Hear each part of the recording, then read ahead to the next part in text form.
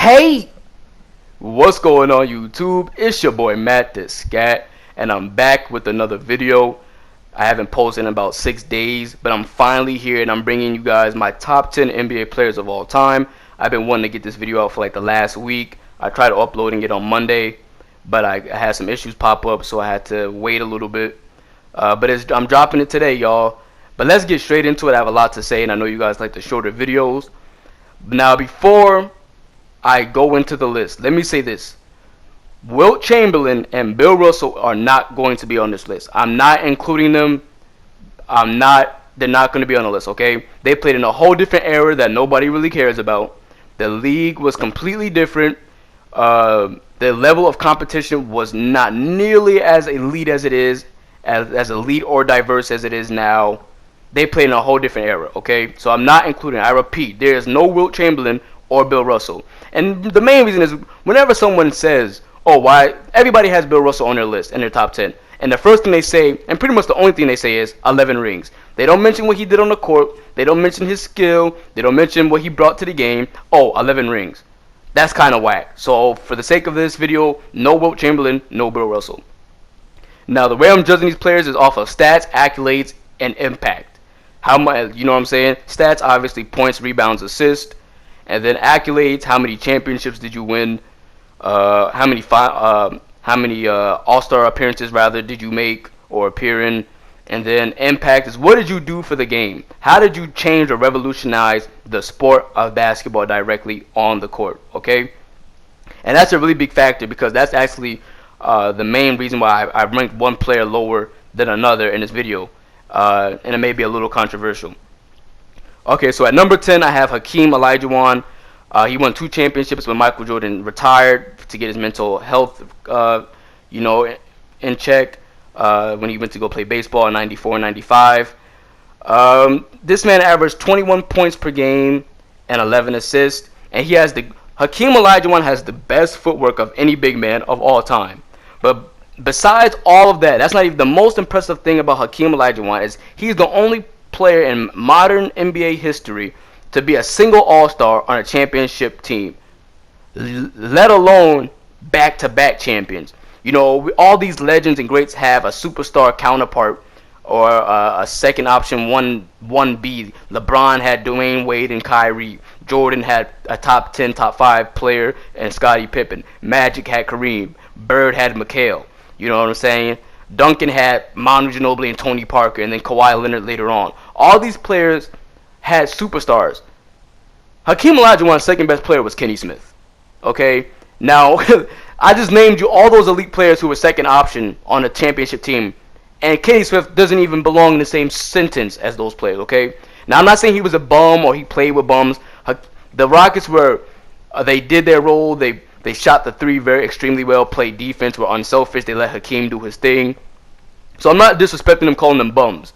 But his roster was not nearly as stacked as some of these other superstars and legends. So at number 9, I have Oscar Robertson, obviously the first player to average a triple-double over the course of a season before Russell Westbrook did it 3 times. Crazy. He averaged 26 points per game about 7.5 boards and 9.5 assists. He's a 12-time All-Star. He's in a Hall of Fame, obviously. He's the second greatest point guard of all time. It was between him and Steph, but the reason why I can't put Steph is because you cannot be a top 10 player and your coach literally designed schemes to hide you on defense. You can't be a top 10 player and never guard the other team's best player. I just can't give that to you. You cannot be that big of a liability on defense and be a top 10 player. Maybe if he wins 1 or 2 more rings and is the finals MVP of both of them, I might be forced to put Steph Curry in the top 10. But as of right now, no. Moving on, at number 8, I have Shaquille O'Neal. Oh, and by the way, Oscar Robertson did win the NBA Finals. He won 1. But now at number 8, I have Shaquille O'Neal, the most dominant big man of all time. Notice how I said most dominant, not the greatest. There's a difference. The reason why I can't put Shaq any higher than number 8 is because of longevity. He did not maintain his weight. He did not take the game of basketball as serious as he could have. Kobe Bryant, rest in peace Kobe Bryant, rest in peace Gigi. Kobe Bryant in an interview said if Shaq had took the game serious as he did and maintained his diet, he could have arguably been the greatest player of all time, if not top two. Because the numbers he put up in his prime on the Magic and in the Lakers is insane. It's something we've never seen before. He was literally unstoppable. The only thing you could do was foul him, and he would still make free throws when it mattered the most. Yes, he was a poor free throw shooter compared to other bigs, especially in today's generation. But when it came to making a clutch free throw, he usually made them. So he was the most dominant. Obviously, he won 4 championships. He three-peated with the Lakers, won one with Miami when he was about 75% of himself. He wasn't in his prime. He wasn't nearly as dominant or as intimidating on the Heat as he was with the Lakers or with the Orlando Magic. He did average 24 points per game, 11 rebounds, and is a 15-time All-Star. But like I said, I can't put him any higher because of longevity. Now, Tim Duncan is literally the definition of longevity. Tim Duncan played 20 years and did not he did not miss the playoffs 1 year. The Spurs literally went to the playoffs for the last 2 decades. He played 20 years. He literally made the playoffs every year. Now his numbers do not jump off the screen because of the people he played with. Over like the last 10 years, 5 years, he wasn't the main scoring option. So he only averaged 19 points per game. He did average 11 boards and 3 assists. He's a 15-time All-Star. He wasn't very exciting to watch play, but he's the fundamental. You know what I'm saying? He knew what to do in key situations. He was clutch, an amazing defensive player, underrated passer, great scorer. His scoring, like I said, his scoring numbers don't appear to be that impressive. But like I said, he played with in prime Manu Ginobili, in his prime Tony Parker, and then when Kawhi Leonard emerged, they really took the ball out of Tim Duncan's hands in the latter part of his career. So I have Tim Duncan at number 7, and he is the greatest power forward to ever play the game. Anthony Davis might have something to say about that. Anthony Davis is more talented than Tim Duncan, but will he win and be as successful as Tim Duncan? That's yet to be seen. Okay. So at number 6, I have Larry Joe Bird. Now, Larry Joe Bird was pretty much Luka Doncic and LeBron James before them. You know what I'm saying? A 6'9" forward who could literally do everything. I know Luka's a little bit small. He's about 6'7", but you know what I'm saying? A small forward who can literally do everything. This man, he won 3, 5. I believe it was 3 or 4. It's not really popping up. But I know Magic won 5. I believe Bird won 3, but he won 20. He won 3 to 4 finals. He's a 12-time All-Star. He averaged 24 points per game, 10 boards, and 6 assists. He literally could do everything, and he had a killer instinct. That's the one thing LeBron did not have coming into the league. He has one now. I admit it. LeBron has a killer instinct now, but Larry had that killer instinct his whole career. You know what I'm saying? He came into the league with that. You hear these different stories about him in a three-point contest, walking into the locker room and telling people in the locker room which one of you MFers are ready to come in second place, because he knew he was going to win. He just had it like that. He's a great defensive player. Please go watch the highlights. Please go watch footage of Larry Bird. He was an extremely amazing passer. He was a very flashy passer. Like I said, he could do it all. Could score, rebound, defend, all-around player. Now, at number 5, I have Kobe Bryant. No, I do not have Kobe Bryant in my top 3, and let me tell you why. This is very important. I'm not a Kobe Bryant hater. I love Kobe. Kobe Bryant's always been one of my top 5 favorite players. Rest in peace, Black Mamba. But the reason why I can't put Kobe Bryant any higher than what he is, which is he's still top 5 on my list. Some people be disrespecting him, saying he's not top 10 or he's barely top 10, like 9 or 7. I have him at number 5, but I can't put him any higher because of his stats and because of impact. All the players above him have better stats, won just as much of him, if not more, and they directly impacted the game more than him.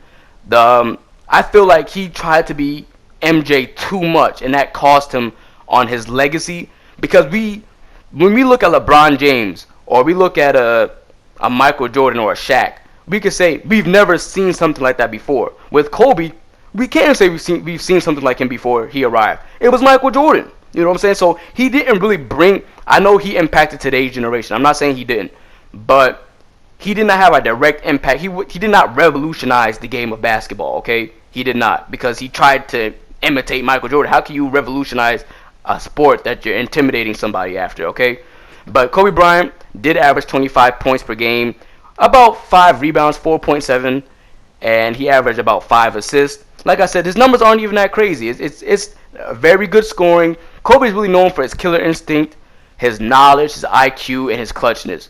You know what I'm saying? That's what we remember Kobe about, his winner's mentality. He wasn't for any nonsense. But there are players who had better statistics and had a bigger impact on the game.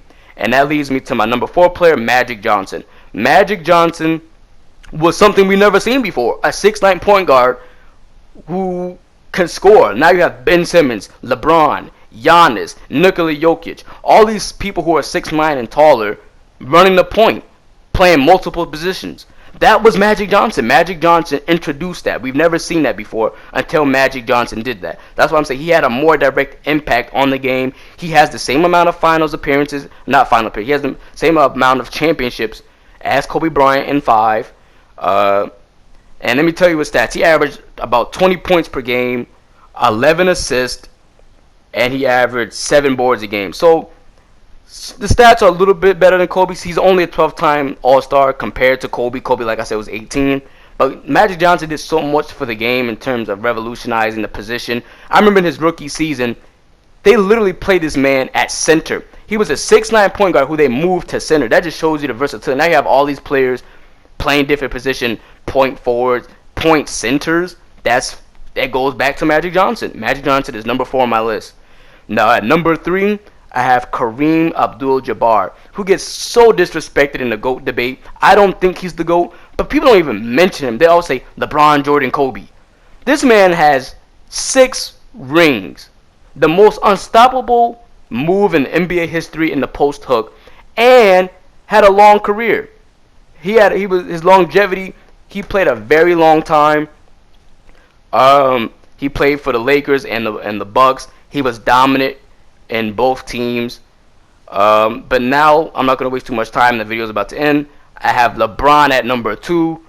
This man has done so much for the game of basketball, man. I've been watching basketball damn near all my life, and this man is always in the mix.